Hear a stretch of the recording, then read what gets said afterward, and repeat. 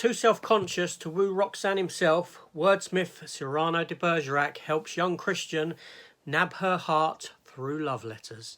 Yes, this is my review for Cyrano. Let's talk about it.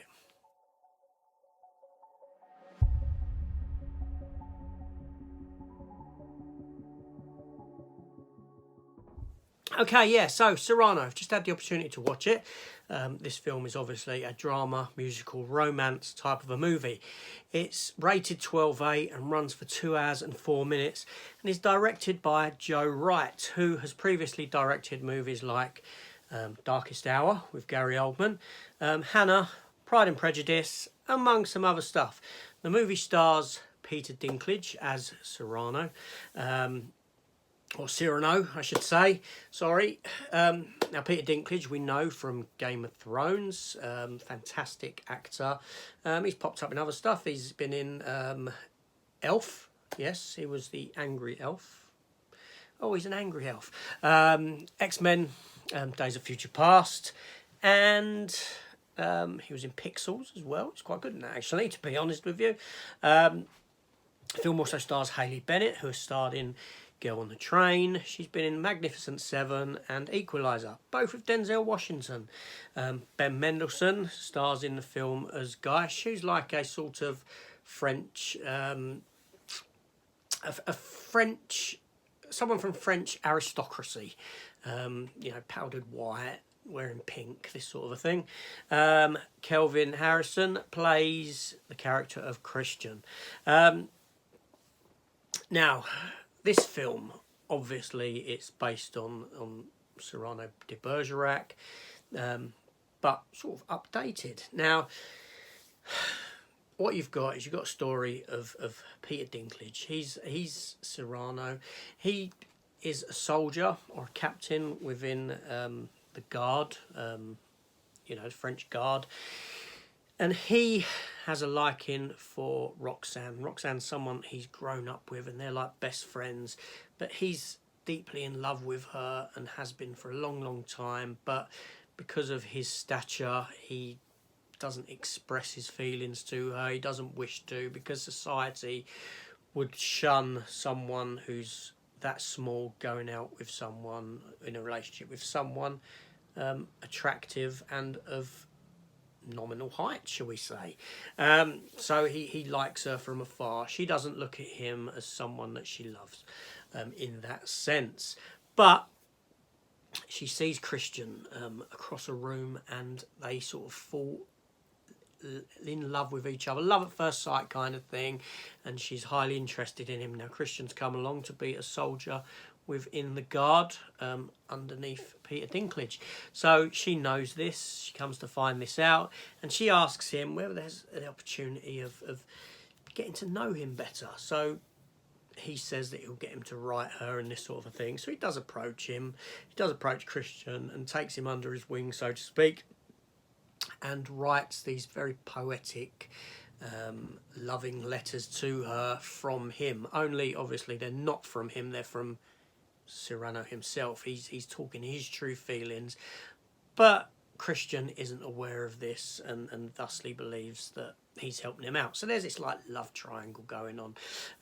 Ben Mendelsohn is actually interested in Roxanne himself and wants to wed her or take her, but he's a bit of a creep, that sort of a thing, and thusly the story plays out that he sends a letter to her that says that he wants her, he's gonna marry her. If they're not wed, he's still gonna consummate their relationship with her. And she reads this letter and she reads it to a priest who's been tasked with bringing it to her as utmost important without him reading it himself. He weren't allowed to, obviously, it was private. And she reads it aloud, but she changes the words. Cyrano is aware of this, and she basically says that Ben Mendelsohn's given his approval for her to marry Christian, and thusly they get married at the point when Ben Mendelsohn arrives, and he's not too happy because of what he wanted, and thusly what he goes and does is he sends them off to war. He sends Peter Dinklage and the guard off to the front line to fight, in the hopes that obviously they'll get killed. Yeah, so while they're there, they do get sent to the front line. They get their orders to go over the top, as it were, and thusly Christian ends up perishing, and CYRANO goes back and lives a humble life, almost homeless, so to speak, for the next 3 years until he passes away. But on his deathbed, he lets it be known that he's the one that was actually writing the letters. She figures it out and she expresses her love for him, but sadly it's too late. So it's a story of tragedy, love and tragedy and all this sort of thing. Yeah, so the film itself, like I said, the film is a musical. Now, musicals aren't for everyone. I've got no issue with musicals if they're the right sort of musical for me. I loved Les Miserables, and obviously the comparisons between this and that are quite strong in a sense, in the sort of setting and this sort of a thing. Not that it's visually different, but you've got period costumes and all this that look fantastic. Now, Peter Dinklage is a fantastic actor in his own right. I mean, this guy just oozes charisma, and he's, you know, for someone so small, he casts such a huge presence, right? He really is fantastic in everything he does. Game of Thrones, he showed this, and in this, it's no different. He's a joy to watch. You're mesmerised by his performance from beginning to end. He puts his all into this film. Hayley Bennett, playing Roxanne, she's fantastic as well. You know, the two of them, the two leads, are spot on. Kelvin Harrison, I can't say anything bad about his performance. It was absolutely fine. Ben Mendelsohn, I'll be honest, he's so made up in the film because French aristocracy, dressed like a twat and in white makeup and this sort of a thing. And I didn't even know it was him, except for by his voice, because he's got a very distinctive tone about him, the way he speaks, the way he pronounces certain words, so I knew it was him. Now, the voice, people don't try and speak French within this, they don't put on a French accent or anything, it's done in their normal voices, so it's easy to follow, which might be a bit off-putting to some people, they may not like that, but, you know, it works. That's how you're going to get the best out of a performer, do you know what I mean? So yeah, so a very good film. The songs are fantastic. The musical score within the film, not even just you know, I'm not talking about just the songs. We'll come on to that, but the musical score, the piano work, everything is fantastic. It's spot on. It's beautiful. So much so that I would get a soundtrack for this, not just for the songs, but for the musical accompaniment to go with them. You know, if they'd done that, the two separate, I would get them. It's just a very beautifully sounding film. The songs are fantastic. The songs are very easy to follow, to convey when they convey the story. They're not hard work or anything like that. And there's a few tunes that do stand out at the end when they're in the battlefields, in the snow, in the caves. There's these people singing about people that they're saying goodbye to as they're writing their final letters. This sort of thing. It's just very emotional, very hardcore. Just beautifully sung, and you know, the film is shot fantastically. You know, the sets, set design, the wardrobe, the makeup, everything is spot on. There's nothing I can say about this film that's negative at all. You know, at the moment I would like to say that this is one of my favourite films of the year.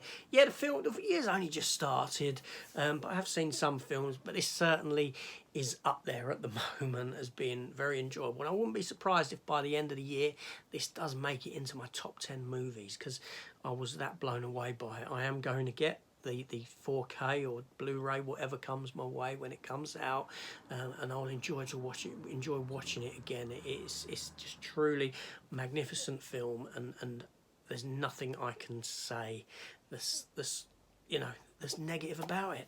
Yeah, so a very positive review from me. As you can see, I'm gushing about it. You know, it's just Peter Dinklage. He blows me away with whatever he's in. He can do humour. He can do musicals. He can do, you know, serious stuff. He's so good. He really is. And the guy seriously needs a an award. Yeah, he does. So a positive review from me. Fantastic. Big thumbs up.